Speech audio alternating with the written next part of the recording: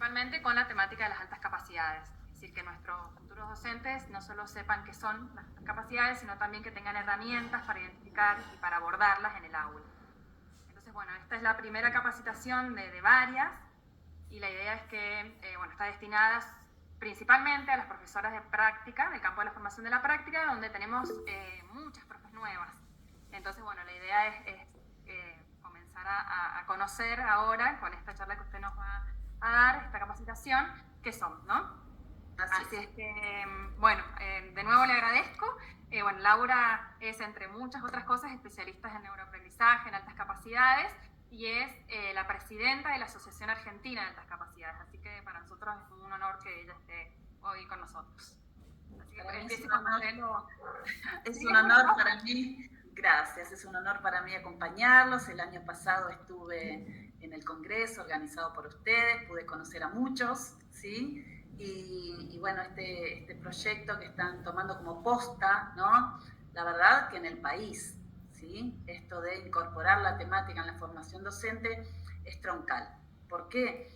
Porque una de las mayores falencias no es la falta de voluntad del docente, las familias realmente se enojan con las escuelas, porque las escuelas no hacen nada, así lo expresan, ¿no? Pero la realidad es que el tema es bastante desconocido, también está rodeado de mitos, que es otro de los puntos que vamos a tocar hoy, por lo que se hace realmente difícil cuando nos encontramos con un estudiante con sospecha de altas capacidades, que tampoco podemos detectarlo muy bien o con seguridad, sino cuando llegan con una evaluación de un profesional, ¿sí? Así que de todo eso vamos a hablar hoy. Lo que vamos a hacer es un paso por lo que son las generalidades de las altas capacidades, porque empieza el año, necesitamos tener un panorama general, y en próximos talleres que se organicen vamos a ir ahondando en temas puntuales, ¿sí? Le decía a Emanuel, que nos encontramos unos minutos antes de que ingrese el resto de ustedes,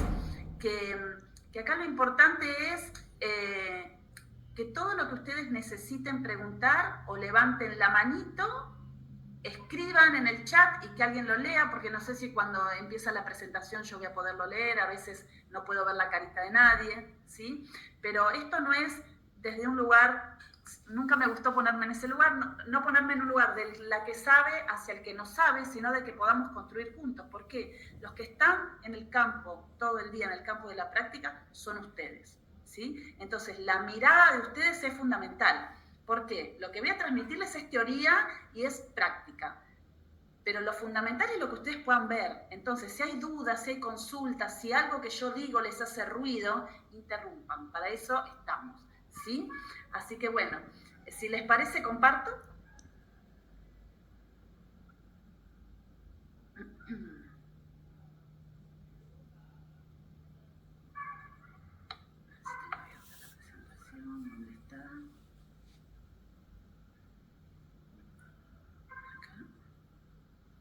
Denme un minuto porque, bueno, no soy la de la alta capacidad precisamente.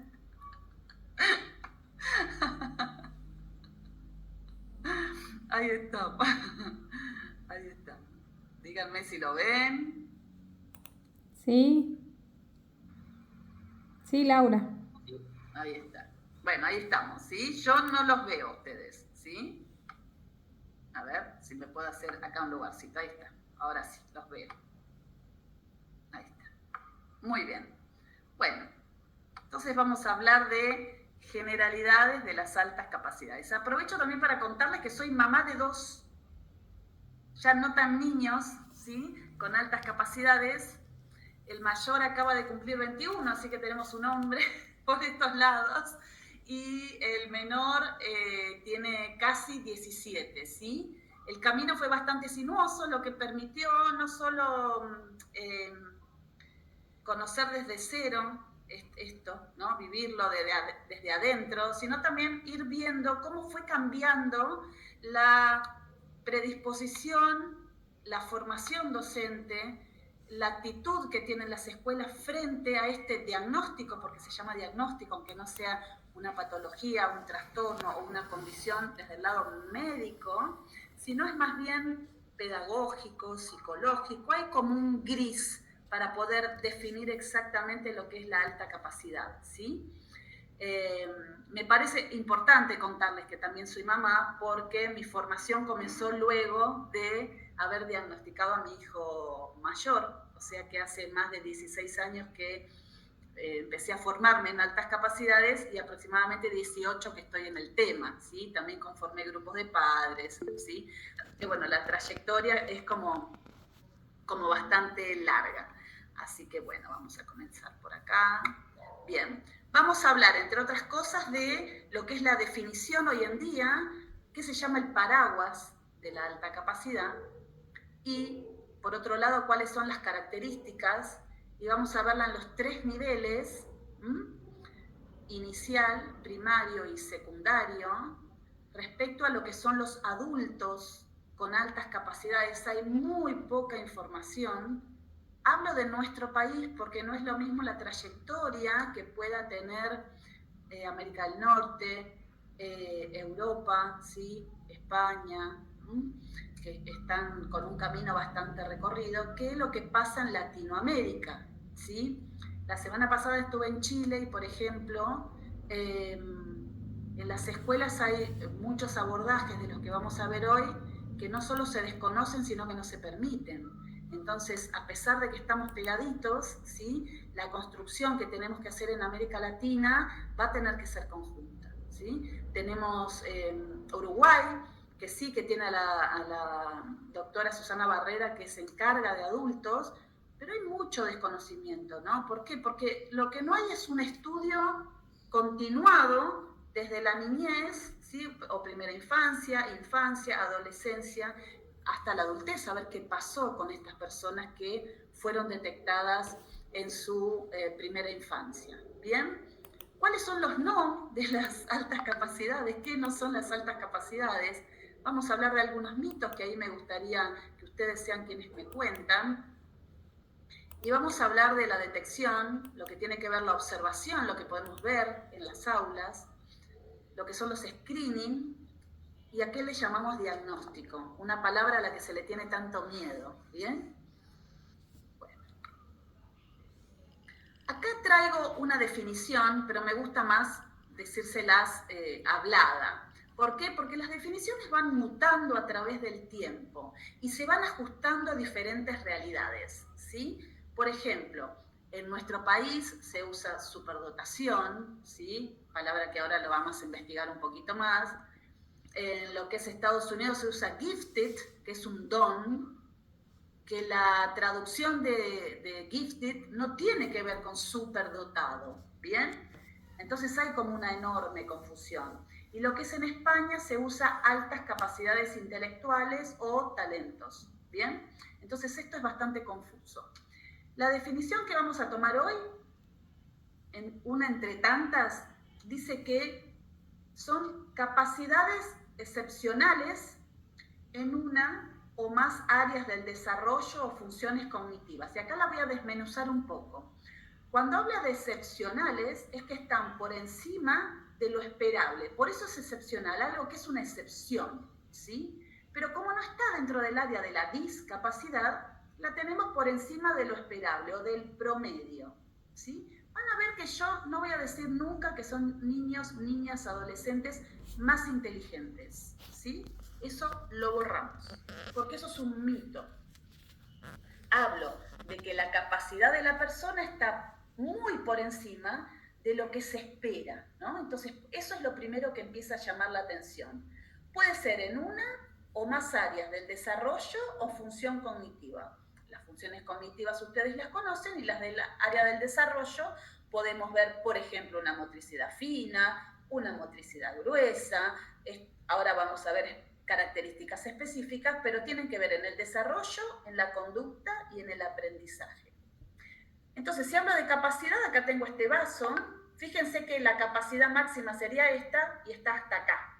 O sea que este no tiene su capacidad máxima, ¿sí? Entonces, cuando hablo de capacidad me refiero a eso. La capacidad es un potencial que yo voy a tener que acompañar y ofrecerle oportunidades para que se desarrolle hasta el máximo posible. ¿Y cuál sería el máximo posible de una persona? No lo sé. Entonces, ¿Cómo no voy a brindarle oportunidades? Que esto es lo que hace la escuela. No importa si tiene alta capacidad, baja capacidad, dislexia, ADD, si es divertido, si es hincha de boca, no importa. ¿Sí? Acá lo que necesitan las personas son oportunidades, más allá de el cartelito que se le pueda poner o que necesite que se le ponga para poderle dar las condiciones necesarias para su desarrollo. No tienen que ser observables todo el tiempo. Nos pasa que tenemos estudiantes ya diagnosticados, llegan a la escuela y el docente, el profesor dice, pero acá no termina primero, acá no va más rápido, comete los mismos errores que el resto, incluso tiene compañeros que terminan más rápido, que no se equivocan, que hacen las cosas de manera más organizada, ¿sí? No tiene que ser demostrable.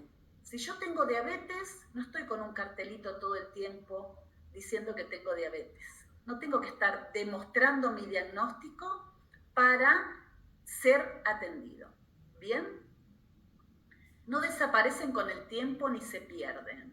Se suele decir que en la primera infancia no hace falta que los atendamos, dejémoslos que sean niños, ¿sí? ¿Para qué le vamos a hacer un diagnóstico? ¿Para qué le vamos a poner esta etiqueta de alta capacidad si ya se va a nivelar? ¿Bien? Hay un estudio del MEC, del Ministerio de Educación de Cataluña, del año 2000, que dice que cada 97 niños detectados con precocidad, que ahora lo vamos a ver, o sea, en su primera infancia se empiezan a notar rasgos que son acordes a niños más grandes, terminan teniendo altas capacidades. Se termina confirmando la alta capacidad. Cada 100, solamente 3 se equiparan con el resto. ¿Qué quiere decir esto? Que solamente 3 de esos precoces terminan estando en la norma, terminan estando en el promedio. Por lo tanto, hay 97 que van a necesitar una atención temprana. ¿Bien? No dependen del famoso CI, cociente intelectual o IQ. ¿Por qué? La OMS, esto es importantísimo, ¿sí? La Organización Mundial de la Salud nunca se expidió diciendo que la alta capacidad es un CI mayor a 130, igual o mayor a 130. Si yo googleo qué es un superdotado, va a decir, según la OMS, aquella persona que tiene un CI igual o mayor a 130. Desde la Asociación de Altas Capacidades nos comunicamos con la OMS y amablemente nos respondieron diciendo que nunca habían escrito nada ni se habían pronunciado respecto a esto. O sea que la información que circula, si ustedes buscan la fuente, no la van a encontrar. Miren lo grave que es, ¿sí? O sea, cómo circula. Ahí tenemos el primer mito. Si bien tenemos algunos test de inteligencia como el WIS, el WIPSI, de la escala Wechsler, ahí dice que un CI de 130 equivale a un tipo de inteligencia superior, ¿sí? Pero esto es un test cuantitativo, que no define a la persona, ¿sí? Hay un montón de cosas que tienen que ver con la alta capacidad que vamos a ver ahora, que no se puede medir con un test, ¿sí? No puedo medir la emocionalidad de una persona, no puedo medir la empatía, ¿sí? Incluso cuando tomo test cuantitativos, que me hablan de la capacidad lógica de la persona, del rendimiento verbal, del razonamiento fluido, esto puede variar de un día para el otro hasta 20 puntos. O sea, mi hijo me decía, vamos a ir otra vez a la casa de esa señora donde había olor a pis de gato, y él se resistía a eso. Fíjense que es una tontera, siempre lo cuento. Imagínense si no tengo feeling con la persona que me evalúa, o estoy cansado de ir a un montón de profesionales porque no saben lo que tengo, ¿sí? Hay un montón de familias que ante el desconocimiento van a uno, van al otro desesperadas, ¿no? Y estos niños, niñas están cansados de ser evaluados porque encima piensan que tienen un problema, ¿sí? Imagínense que puede haber resistencia, puede haber aburrimiento, puede haber miedo, puede haber angustia. Por lo tanto, el rendimiento, y ustedes siendo docentes lo saben, cambia si yo tengo miedo, si dormí mal, si estuve de fiesta la noche anterior, si mi mamá me retó, si se me murió el perrito. ¿Sí? Hay un montón de variables que pueden hacer que estos números cambien. Por lo tanto, no dependen solo de un CI, sino que es un dato más dentro de una evaluación integral en el caso de que se evalúe por fuera de la escuela. ¿Bien?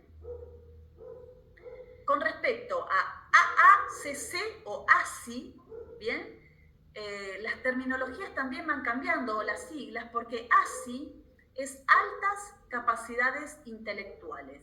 Y a pesar de que lo intelectual tiene que ver con el cerebro, no se lo asocia, por ejemplo, con un Messi, o con un Ginóbili, o con un Usain Bolt, ¿sí? El velocista haitiano, ¿sí? No se lo asocia con eso, se lo asocia con un alto rendimiento académico, para aquellos que escriben fórmulas matemáticas que ocupan todo un pizarrón.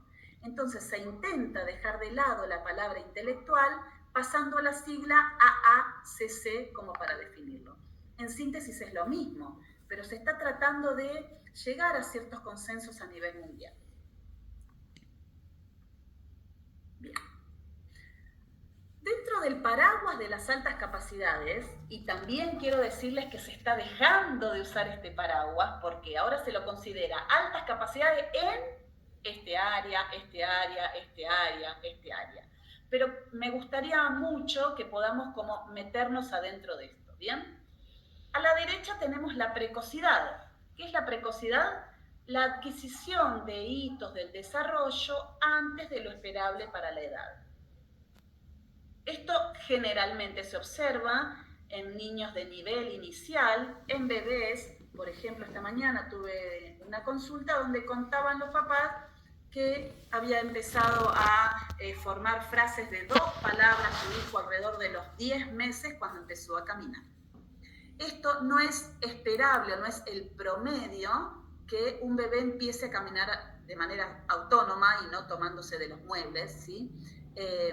Alrededor de los 10 meses, ¿bien? Ahí se me fue la pantalla, pero ahí está. Entonces, todos aquellos hitos que suceden antes de lo esperable se denomina precocidad. Por ejemplo, andar en bicicleta alrededor de los 2 años. Me corro de lo que es netamente cognitivo, por eso les quiero nombrar estas cosas. El hecho de alternar los pies y moverlos para empujar una bicicleta alrededor de los 2 años no es esperable para la edad, esto se da mucho después. Subir una escalera alternando primero un pie, después el otro, y no un pie y el otro se une, otro pie y el otro se une. Esto cuando se da alrededor de los 2 años tampoco es esperable.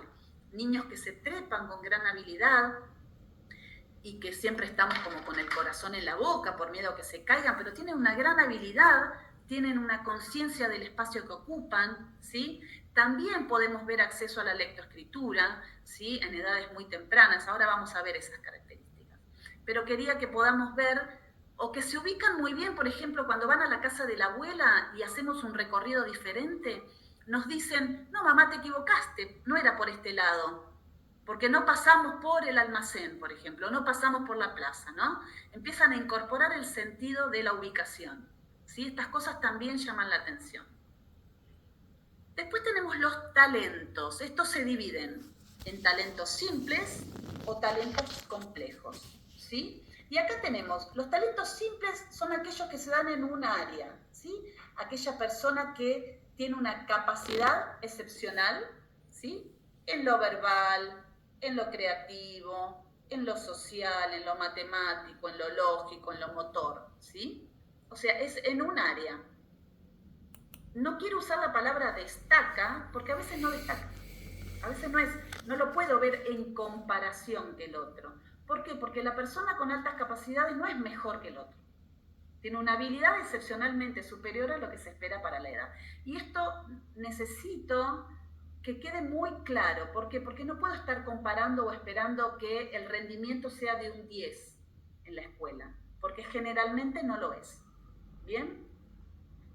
Dentro de los talentos complejos, ¿sí? Tenemos el talento académico, que le llamamos aquel que surfea la ola, ¿no? Aquel estudiante que toma todas las herramientas que les da la escuela para realizar de manera eficiente todas las tareas mentales primarias, ¿no? Se puede organizar, tiene una buena capacidad lógica, puede organizar bien sus carpetas, tiene la posibilidad y la capacidad de cumplir con lo que se le pide, con las tareas, ¿sí? le va bien en las evaluaciones, es aquel que decimos surfea la ola. Hay muchas personalidades dentro de las altas capacidades. Y después tenemos otro talento complejo, que es el talento artístico. Es aquel que tiene aptitudes en lo espacial, en el razonamiento lógico y en un talento creativo. Tenemos muchos personajes en Argentina y en el mundo que tienen que ver con el talento artístico. Más allá que podemos decir que, por ejemplo, Miguel Ángel, ¿sí?, era un dotado, y ahora vamos a ver por qué. Por ejemplo, Gustavo Cerati, Charly García, no son solamente personas que tocan música o cantan una canción, componen, pueden manejar instrumentos, ¿sí? Tienen en más de un área una capacidad muy por encima de lo esperable. ¿Bien?